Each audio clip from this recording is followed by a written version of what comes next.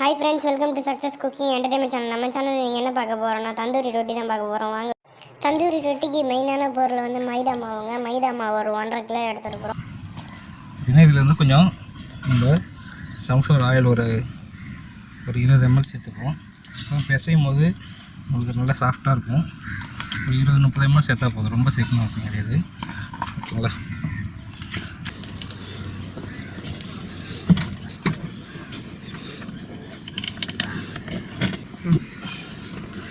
Friends, மாவு நல்லா பிசைஞ்சு வச்சு இது வந்து ஒரு 2-3 மணி நேரமாச்சும் ஊறணும். ஓகேங்களா? அதனால் என்ன செய்யணும்னா இதில் கொஞ்சம் எண்ணெய் தடவி ஊற வச்சிடும்.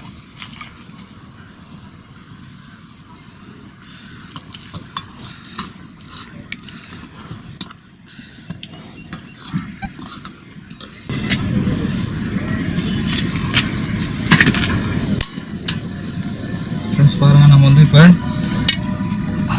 மாவு நல்லா ஊறிடுச்சு. இப்போ வந்து பார்த்திங்கன்னா நம்ம வந்து என்ன பண்ண போகிறோம்னா மாவு வந்து பார்த்திங்கன்னா ஒரு 2 சப்பாத்தி மாவு அளவு எடுக்கணும். இதுக்கு ஓகேங்களா? எடுத்து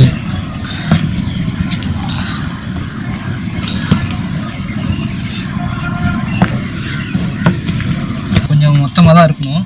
அப்போ தான் வந்து அது வெந்து வரும்போது நம்மளுக்கு பண்ணு மாரி இருக்கும். கல் வந்து நல்லா சூடாக இருக்கணும். ஓகேங்களா? வந்து பார்த்திங்கன்னா இந்தமாரி உருட்டிட்டு தெரியுது, உருட்டிட்டு என்ன செய்யணும்னா இதில் கொஞ்சமாக எண்ணெய் போடணும்.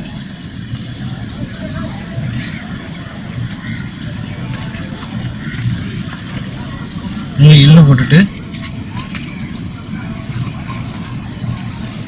பொடிசாக நறுக்கி வச்சுருக்க கருவேப்பிலை, கொத்தமல்லி, புதினா போட்டு இதை அப்படி ஒட்டி விட்டுறணும். உருட்டினோன்னா அவர் ஒட்டிக்கணும். இது வந்து பார்த்திங்கன்னா லைட்டாக தண்ணி தேய்க்கணும். லைட்டாக தேய்க்கணும். ஏன்னா தோசைக்கல்ல இந்த ஈரப்பதத்தில் அப்படியே ஒட்டிக்கும். அப்போ நம்ம வந்து திருப்பி வேக வைக்கும் போது லைட்டாக தண்ணி வைக்கணும். வச்சுட்டு கல் நல்லா சூடாகிடுச்சிங்களா? என்ன செய்யணும், இதை அப்படியே எடுத்து தோசைக்கல்லில் போட்டு நல்லா அப்படி கொஞ்சம் லைட்டாக அழுத்தி விட்டணும். அப்படியே நல்லா வெந்து அப்படியே உப்பி வரும். நம்ம இதெல்லாம் செய்யணும்னா துணி வச்சுக்கிட்டு, இரும்பு கல்லுனா கொஞ்சம் ஈஸியாக இருக்கும். நான் வந்து கொஞ்சம் மொத்தமான கல்லை வச்சுருக்கேன், அதனால் கொஞ்சம் கஷ்டமாக தான் இருக்கும். இருந்தாலும் நம்ம சப்ஸ்கிரைபர்ஸ்க்கோசரம் ரிஸ்க் எடுக்கிறேன். அங்கங்கே நல்லா உப்பி வந்துருச்சு பாருங்கள், சூப்பராக. ஓகேவா?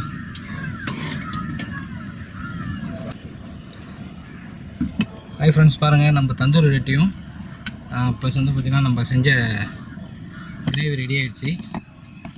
சூப்பராக இருக்குது பாருங்கள். இதேமாரி செஞ்சு சாப்பிடுங்க. இதையும் நம்ம வீட்டிலே செஞ்சு சாப்பிடுங்க. இது ஃபுல் அண்ட் ஃபுல் சைவத்தில் தான் செய்ய போகிறோம். இனிமேட்டுக்கு ஒரு மாதத்துக்கு நம்ம ஃபுல்லாக சைவ வீடியோ தான் வரும். ஓகேங்களா?